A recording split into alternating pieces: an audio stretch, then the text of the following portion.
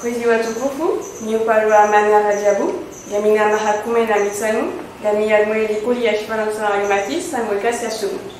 Donc bonjour à tous, je m'appelle Mana Rajabu, j'ai 15 ans, je suis au lycée français Henri Matisse de Moroni en classe de seconde.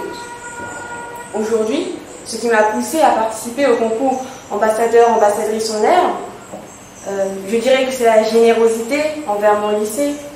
En effet, pour lui permettre de rayonner parmi tant d'autres, vous pourrez noter ma générosité inégalable, j'aurais même tendance à dire incommensurable. Sur ce, le thème de cette année étant mers et océans, quels enjeux pour la planète, j'ai décidé de vous parler aujourd'hui du 7e continent. Le 7e continent, c'est un amas de déchets accumulés d'origine humaine dans l'océan Pacifique qui forme cette sorte d'île qu'on appelle couramment le 7e continent. Il fait quand même plus de 3,5 millions de kilomètres carrés, soit l'équivalent de 6 fois la France, 1842 fois les Comores, et bien évidemment, ce tas de déchets n'est pas sans danger. Et il n'est pas sans danger dans un premier temps pour les espèces marines.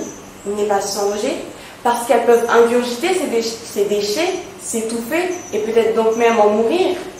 On retrouve par exemple de plus en plus de tortues qui avalent des sachets en plastique, des pailles parce que oui. Plus haut, j'ai certes parlé de déchets, mais on parle plus particulièrement de plastique. En 2019, par exemple, une tortue a été retrouvée morte au large de la Floride et on s'est aperçu qu'elle avait ingurgité 104 morceaux de plastique. Alors heureusement, malheureusement, je ne sais pas, mais nous vivons dans une chaîne alimentaire. Et ainsi, ce qui va toucher la tortue, ce qui va toucher le poisson, va finir par nous toucher nous. Alors le poisson qui a avalé du plastique, il va être pêché, il va être ramené chez le poissonnier. Nous, on va aller chercher notre poisson, on va aller le ramener, on va le cuisiner, on va le manger. Et hormis le poisson, qu'aurons-nous mangé? Du plastique.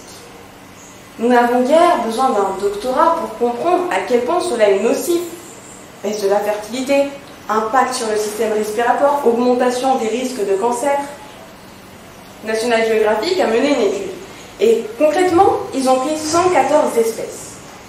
Toutes ces espèces-là avaient ingurgité des microplastiques et ils se sont aperçus que plus de la moitié de ces espèces-là se retrouvaient, je cite, dans nos assiettes. Je ne vais pas vous mentir, aujourd'hui, se débarrasser complètement, entièrement, immédiatement de ce continent plastique s'avère être une chose plus ou moins compliquée. Mais freiner son élargissement, freiner sa progression, c'est sauver des espèces marines, c'est nous sauver, et cela est possible. Et comment? Par un effort collectif, si nous agissons tous. Sachez que chacun possède le pouvoir de changer les choses. Et je peux vous assurer que si on additionne le pouvoir que je possède, le pouvoir que vous possédez tous, j'ai envie de dire, on est aussi fort et puissant que les Avengers. Je terminerai mon discours avec une citation que j'affectionne particulièrement d'un célèbre philosophe chinois, Confucius.